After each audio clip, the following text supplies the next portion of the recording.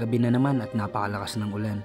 Dulot ng bagyong si Marce na bagong pasok pa lang dito sa ating bansa. Ganitong panahon yung napakasarap kumain at humigop ng napakainit na sabaw. Kaso hindi natin kaya yun sa ngayon. Mag-isa nga lang pala ako ngayon dito sa bahay kasi si Mama at si Papa ay umalis. Bali hindi nila ako iniwanan ng pera, kaya buti na nga lang ay nakapag-vulcanize tayo kanina, kaya meron tayong pangbili ng maiulam ngayong gabi. Konti nga lang pala yung nagpa-vulcanize kanina, kaya ang ulam natin muna sa ngayon ay ang pambansang ulam ng mga kalalakihan. At dahil nga sa wala pa kami ngayong gasol, ay nagpadikit muna ako dito sa diuling, o kung tawag sa amin ay pugon. Di ko alam kung anong tawag sa inyong lugar, comment nyo nga. Buti na nga lang at naipasok namin itong pugon.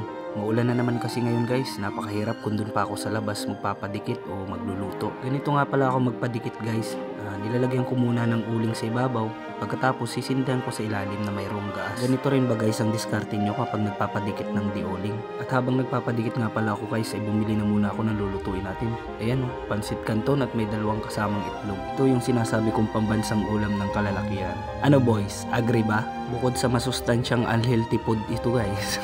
Napakadali lang nitong lutuin. Ito yung masustansya na unhealthy pa. Saan ka pa? At nung nagbaga na nga po yung uling na pinadikit natin, isinalang ko na po yung di ko alam kung anong tawag dyan, takuri ba yan o ano, basta yan po yung ating paglulutuan. At bali isinama ko na nga po pala yung itlog kasi medyo matagal-tagal po yan maluto.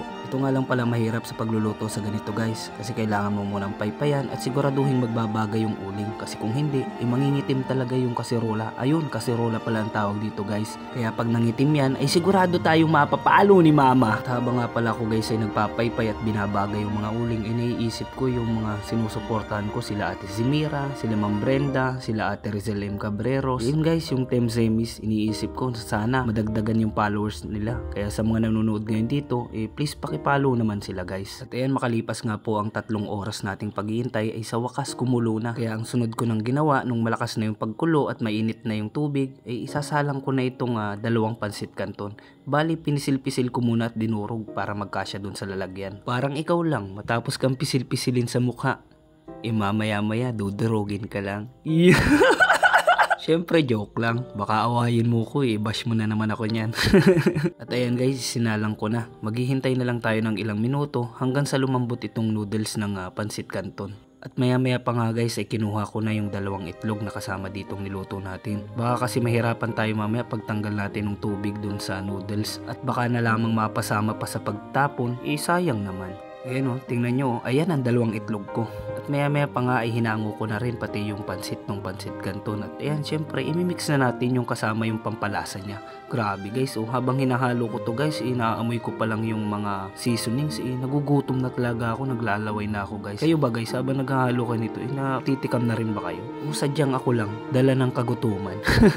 Gutom na kasi talaga ako guys. Pagkatapos nga po guys, ayan, pinesto ko na.